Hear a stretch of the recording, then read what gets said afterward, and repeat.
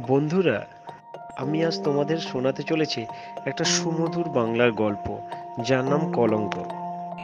2 দিন টিউশন করানোর পর তৃতীয় দিন ছাত্রী মা আমায় ডেকে আমার হাতে একটা খাম দিয়ে বলল, কাল থেকে তোমার আর আমার মেয়েকে পড়াতে হবে না। তুমি 2 দিন আমার মেয়েকে পড়িয়েছো, আমি তোমাকে 1 মাসেরই ভাড়া দিলাম। আমি অবাক হয়ে বললাম ছাত্রীর মাকে, আন্টি, কিছু মনে না করলে জানতে পারি আমার অপরাধটা কি? আন্টি অন্যদিকে মুখ ঘুরিয়ে বলল, না, তোমার কোনো অপরাধ নেই তো, এমনিতেই তোমাকে আসতে হবে না। আমি তখন ছাত্রীর মাকে বললাম, আন্টি, আমি আপনার মেয়েকে 1 মাস পড়াই, তারপর যদি আপনার মনে হয় আমি আপনার মেয়েকে ঠিক মতো পড়াতে পারছি না, তখন না হয় আপনি আমাকে বাদ দিয়ে দেবেন, আমার আপত্তি থাকবে না। এইবার ছাত্রীর মা আমার দিকে তাকিয়ে বলল, আসলে আমার মেয়ে তোমার কাছে পড়তে যাচ্ছে না, শুধু ভালো পড়ালেই হয় না, একটু দেখতে শুনতেও ভালো হতে হয়।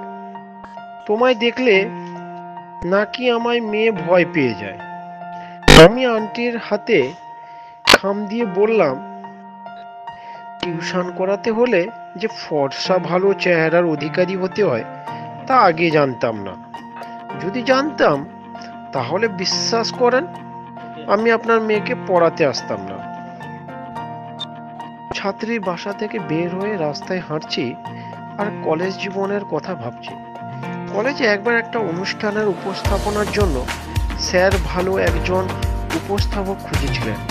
আমি সবার সামনে হাত তুলে বলেছিলাম, স্যার, আমি ভালো উপস্থাপনা করতে পারি। স্কুলে পড়ার সময় বিভিন্ন অনুষ্ঠানে আমি উপস্থাপনা করতাম।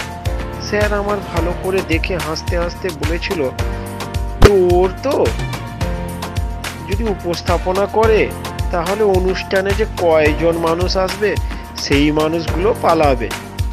স্যারেরই এক কথাতে রাতারাতি আমার নাম আবুল বাসার পিয়াস থেকে কাউরা বাসার পিয়াস হয়ে গেছিল।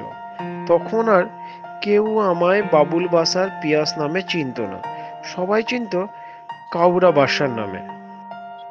বন্ধু বন্ধুরা, আজ এই পর্যন্ত। পরের ভিডিওতে পরের বাকি স্টোরিটা বলবো।